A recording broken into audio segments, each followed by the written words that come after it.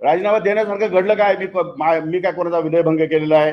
प्रश्न असा आहे, राजीनामा देण्यासारखं घडलं काय? राजीनामा देण्यासारखं घडलं काय? मी काय कोणाचा विनयभंग केलेला आहे? मी चोर केलेलं आहे? शेतकऱ्यांच्या विरोधात निर्णय घेतलेला आहे? माझी काय पार्श्वभूमी गुन्हेगारीची आहे? काय झालंय काय असं? एक एक फक्त फोटो ज्याचा व्हिडिओ त्यांनी रेकॉर्ड केला विरोधकांनी, त्यांना तर मी कोर्टात खेचणार, जाबरून नुकसानीचा दावा पण दाखल करणार आहे.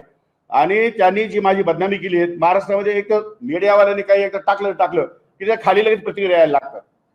आता माझा पाय तिरपा पडला, लगेच मीडिया कृषी मंत्र्यांचा पाय तिरपा पडला. अरे पाय तिरपा पडला कशामुळे पडला? खड्डा वाचवायला गेला की काय?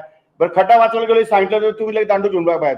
खड्डा कोणाचा आहे? हा महानगरपालिका तुम्ही आदेश दिले का? हा रस्ता MSRDCचा आहे का? अभियानसीचा आहे का? हा MMRDAचा आहे का? म्हणजे अशा प्रकारे उपप्रश्न अनेक निर्माण होतात. आणि एवढं करून मग खाली प्रतिक्रिया देणार काय लिहितात? प्रतिक्रिया म्हणतो हा दारूच पिलेला असेल, दुसरा म्हणतो नाही सकाळची वेळ दिसते, हा सकाळी दारू गांजा पिलेला असेल, तिसरा म्हणतो नाही ह्या कुठे त्या बाजूला बाई दिसते फोटोमध्ये, त्या बाईकडे बघत असेल म्हणून पाय तिरपा पडला असेल. म्हणजे अंदाज लावत राहता. छोटा प्रश्न आहे.